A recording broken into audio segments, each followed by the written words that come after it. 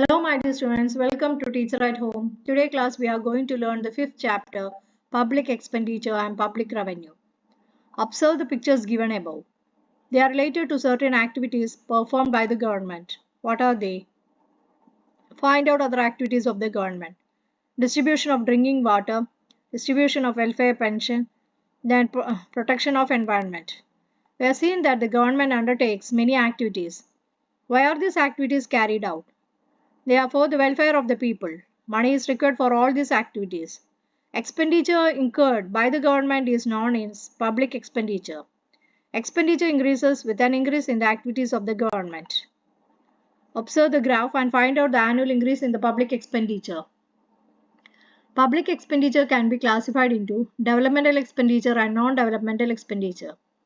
Expenditure incurred by the government for constructing roads, bridges and harbors, starting up new enterprises, setting up educational institutions are considered as developmental expenditure. Expenditure incurred for water, interest, pension, etc. are considered as non-developmental expenditure. Hope you have understood from the graph that there had been a steady and continuous increase in India's public expenditure. Why does India's public expenditure increase? Let's see how an increase in population increases the government expenditure. As population increases, facilities for education, health, shelter have to be provided for more people. For this, the government have to spend more money. Some other important reasons are listed below. Increase in the defense expenditure, welfare activities, urbanization. Government need income to meet expenditure. Let's see what are the sources of revenue to the government.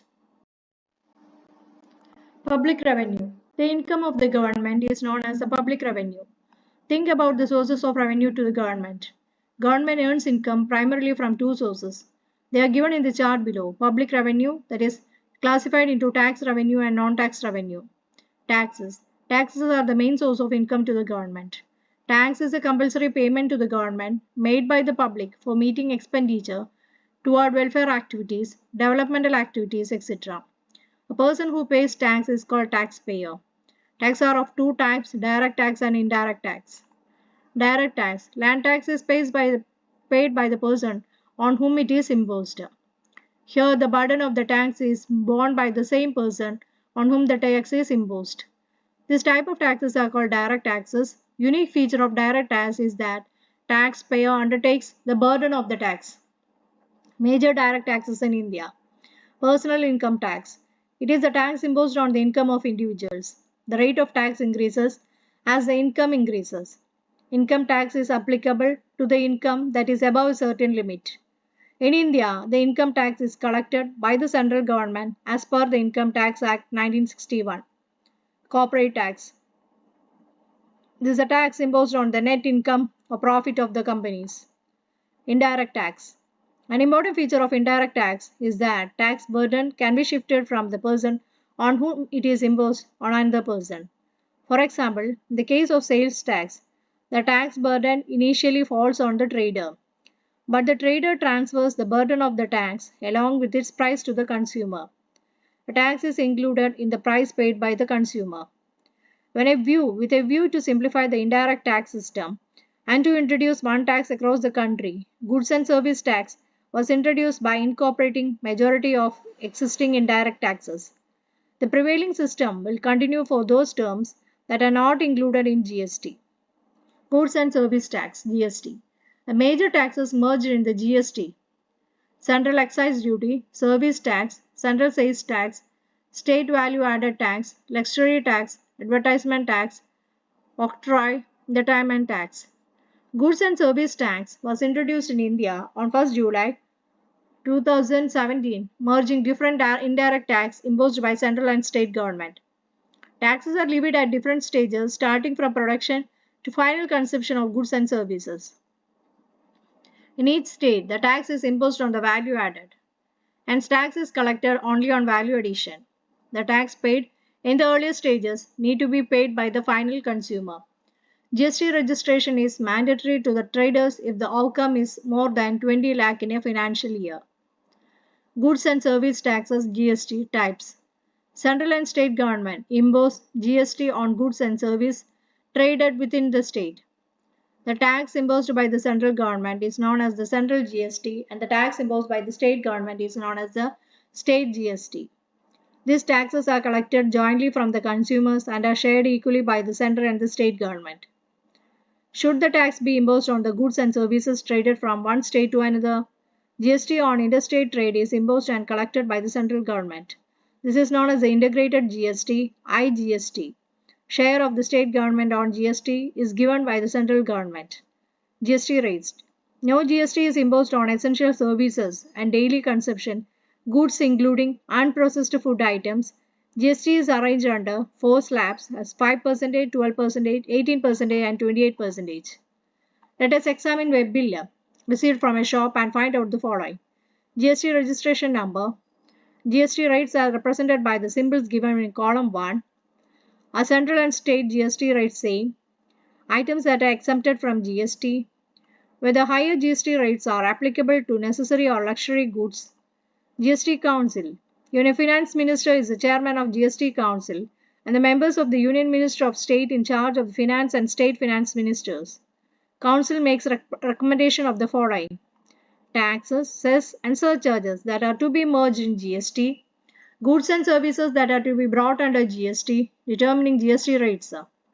Items that do not come under GST at present. Petroleum products, electricity, liquor do not come under GST. Existing indirect tax systems will continue on these items. Determining GST rates.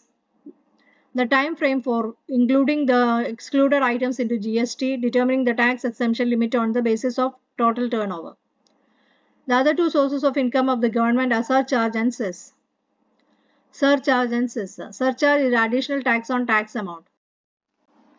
This is imposed for a certain period of time.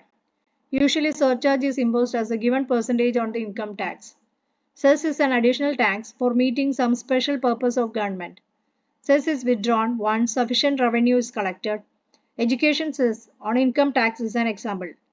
So far, we have been discussing the land tax, the tax revenue of the government. Some of the taxes imposed by central, state, and local self-governments are given below. Central government, corporate tax, personal income tax, central GST, integrated GST. State government, land tax, stamp duty, state GST. Local self-government, property tax, professional tax. We have understood the revenue sources of government, taxes. Now let us think that non-tax revenue sources of the government. Sources of non-tax revenue. Fees.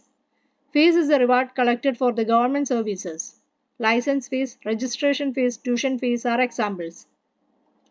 Fines and penalties. Fines and penalties are punishments for violating the laws. Grants. Grants are the financial aid provided by one government organization for meeting a specific objective. For example, grants are provided by central state government to local self-government. Interest. Government receive interest for loans given to various enterprises, agencies and countries. Profit. Profit is the net income received from the enterprises operated by the government. For example, profit from the Indian Railways. When public income is insufficient to meet the expenditure, government resort to borrowing. Public debt. Public debt are loans taken by the government. Loans are availed from within and outside the country. These are known as internal debt and external debt respectively. Internal debt.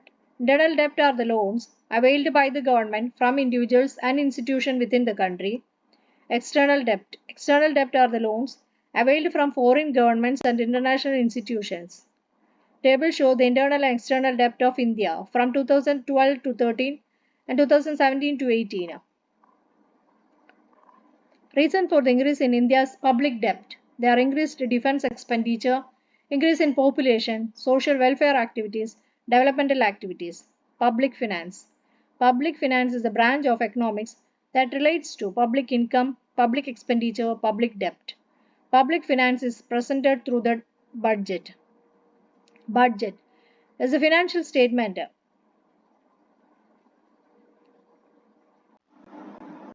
showing the expected income and expenditure of the government during a financial year. In India, financial year is from April 1st to March 31st. Budget are of three types.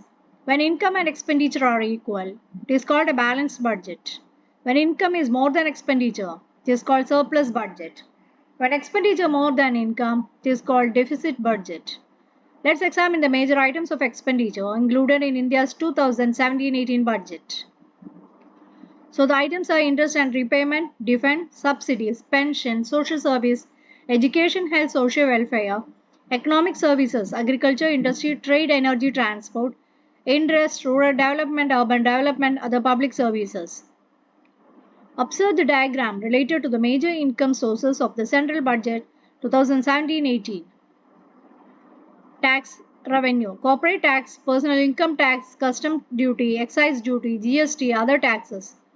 Central budget non-tax revenue, interest, profit, grant, other receipts.